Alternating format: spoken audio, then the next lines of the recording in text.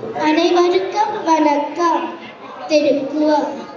சமன் செய்து சீர்தூக்கும் கோல் போல் அமைந்தொரு கோதாமை சான்றோர் கனி. இணைத்துணையோர் ஆயினும் எண்ணம் திணைத்துணையும் தேரான் பிறகல் புகழ்.